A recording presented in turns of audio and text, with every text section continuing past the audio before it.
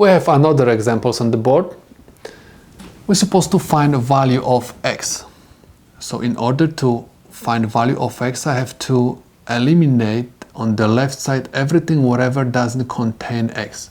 I have -5. So I'm going to take this -5 and I'm going to move to the right side. Again, because it has no x.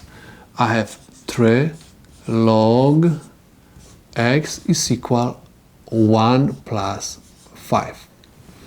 I have 3 log x is equal 6. 3. I have coefficient 3. In order to eliminate this coefficient, I'm supposed to divide both sides equation by 3. 3 and 3 will cancel out.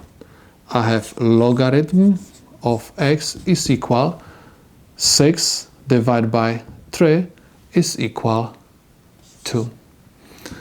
Next, in order to find value of x, I'm supposed to convert the logarithmic form to the exponential. Keep in mind that this is the common log. Common log has always invisible base 10. So I can rewrite this equation as 10 to the second power is equal x. X 10 to the second power is equal 100.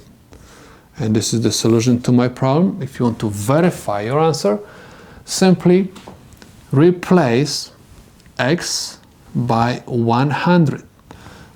I have 3 log 100 minus 5 is equal 1. If you are going to plug in left side into the calculator, you're supposed to get 1.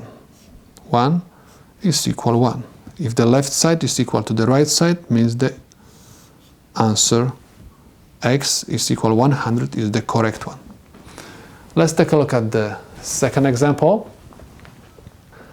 I have natural log of x, right? So what I'm going to do over here, I'm going to copy the left side, 9 ln of x.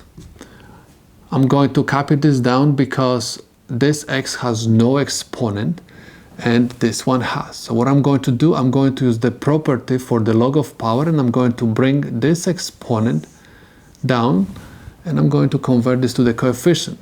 So I have 2 times 4 natural log of x plus 2.71. I have 9 natural log of x equals 2 times 4 is equal 8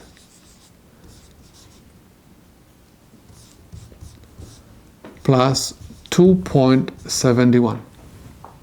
Next, I'm supposed to combine the like terms. In other words, I have to bring all terms which contain natural log to left side in this case, and everything without natural log has to stay on the right side.